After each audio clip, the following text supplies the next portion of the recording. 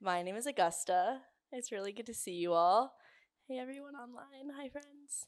Um, I'm going to be talking to you guys about how meditation has transformed my life. My talk called I Think, Therefore I Am Love.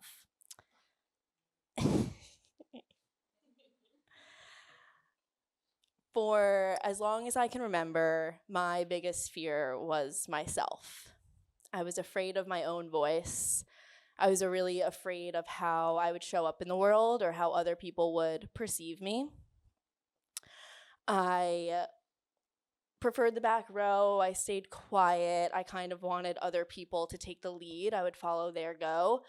My mind felt like this desktop screen of really cluttered folders and images and files that builds up over time, and it gets so crazy and you never want to go through it, and maybe you eventually just archive everything because it's not worth going through, and like you just put it away.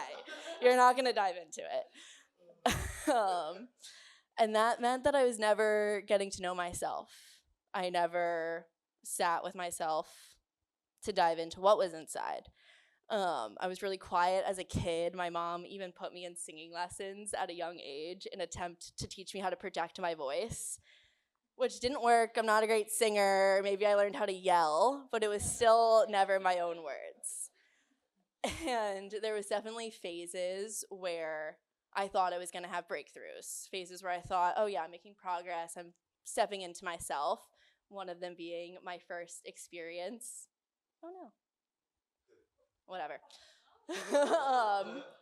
Can I pause it on this? One of them being my first experience, it's okay, with this place called Three Jewels. It was early 2023. I'm in the midst of a huge heartbreak. I'm doing all the things to heal. I move in with my best friend. I join a gym. I'm fostering this crazy puppy that I definitely couldn't handle, and Leah's an angel for letting her into the home. And I'm seeking learning. I really want to get to know something. And I find this yoga studio on Instagram called Three Jewels, and they're offering a 12-week course called the Buddhist Path. I don't know what that means, but it's gonna fix me.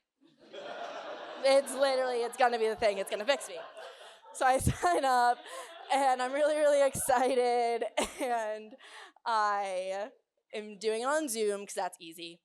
And I'm in my room, I have candles all set up, I'm taking notes. The first week comes, I'm understanding maybe 50% of it. There's a pen, there's a chew toy. And it's good, it's clicking, I'm really inspired, it's cool. Second week comes around, again, it starts off really good. And then the teacher, it was Sarah Blackburn. We all know, we all love, she's great. She did the unimaginable. She put us into breakout groups. Small groups, to me, all strangers, with a prompt. And we were supposed to talk and share our opinions and dive into this thing. Absolutely not. No, I couldn't do it. I turned my camera off. Pretty sure I said a few yeah, I totally agree. And then when we went back to the big group, I was like, oh, okay, good. I'm back. I'm safe. I can just take my notes and I'm good. And then the next week comes back. Breakout groups happen again. Absolutely not. Leave Zoom, close the chat, close the computer, never coming back. I couldn't do it. But something definitely stuck. I didn't finish that course. That was the end. I never went back. But something stuck. Something with this meditation thing was gonna click. And so it started with maybe once a month, turning into maybe once a week, a few times a week, in good spurts every single day. And there it was. Meditation, this thing that gently but profoundly changed my life. It broke down the barriers that I had against accessing my own mind, and it let me meet myself, to get to know myself for the very first time. And I definitely didn't like the person at first. My mind was chaotic and judgmental. It was that desktop of all of the crazy things. But over time, it started to be a glimmer of a crush, and then eventually full-blown love, unconditional love for myself. How did this love story unfold? on the cushion, I was forced to sit with myself. No distraction, no one's story about me. I could see my life, the past, everything that made up to it. And then for the first time, I could actually see that I had the power to create my own beautiful, creative life. I was never one to think about the future much before. I really wanted to speed by and just like get through it. But sitting with myself let me see what my future, what my life could hold.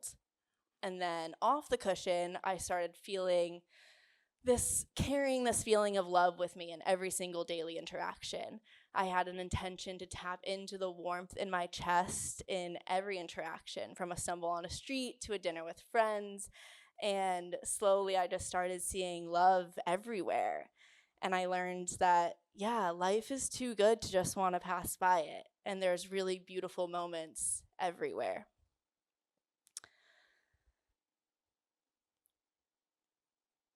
Yeah.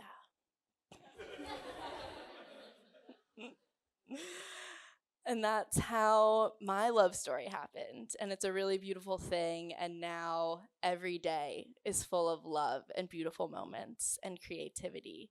So if you're anything like me and maybe you think that your mind is just like a baseline of low or there's really dark, scary things in there are.